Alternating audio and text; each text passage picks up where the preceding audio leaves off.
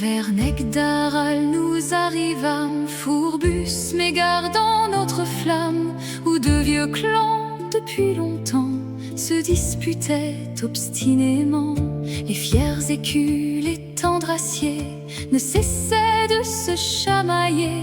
Pourtant, autour des tonneaux pleins, tous chantaient comme de vrais nains. Autour d'une chope, Ranora nous conta son triste embarras. Retrouver l'écu de Darnur caché dans un tombeau obscur.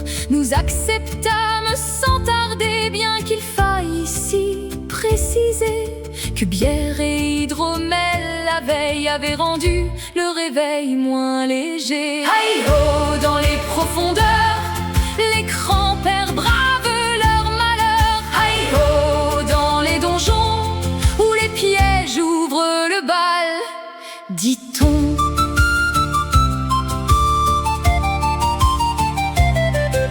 Des pièges nous en croisâmes sans trop souffrir. Finalement, jusqu'à ce que Théa, sans détour, pousserait dans un escalier un beau jour. Le pauvre moine roula plus bas sous nos regards pleins d'embarras, mais se releva sans un cri, habitué à nos folies. Plus loin, dans un tunnel obscur, je cherchais la voie la plus sûre, et d'un carreau bien ajusté, j'éclairais l'obscurité. Puis vint une porte à crocheter que j'ouvris avec légèreté, regardant mes amis d'un air fier, comme une reine sur ses terres. Mais un cliquetis retentit, suivi d'un grondement infini, et d'une porte surgit soudain un énorme rocher assassin. La boule me roula dessus, mon arrogance disparut. Celle-là, tu l'avais vue venir? Demandèrent-ils avec un sourire.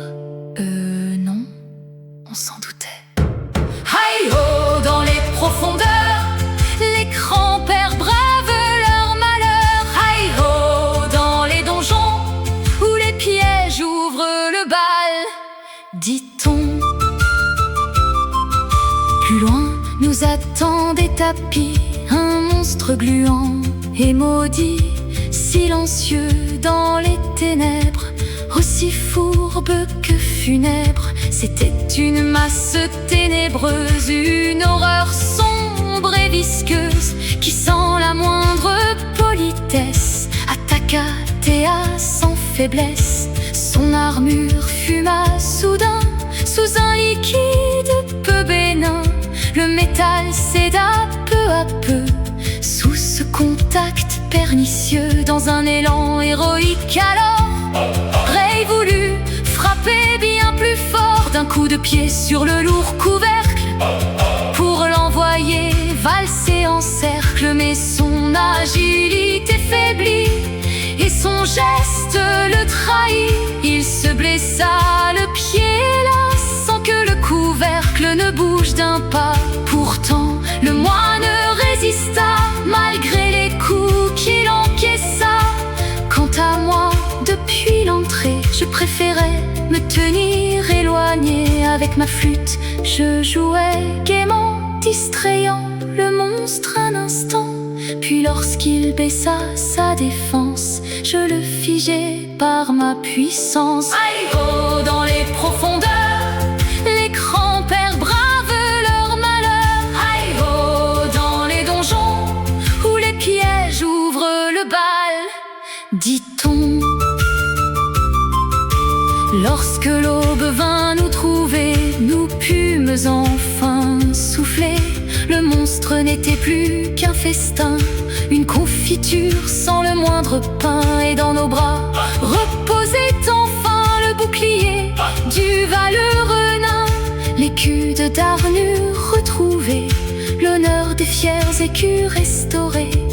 Ranora retrouva son trésor et son clan un peu de réconfort. Quant au grand-père, comme souvent, nous triomphâmes en titubant, car entrerait dans l'escalier l'armure de Théa rongée approchait, les pièges avaient bien commencé. Aïe-oh, dans les profondeurs, les grands-pères bravent leur malheur.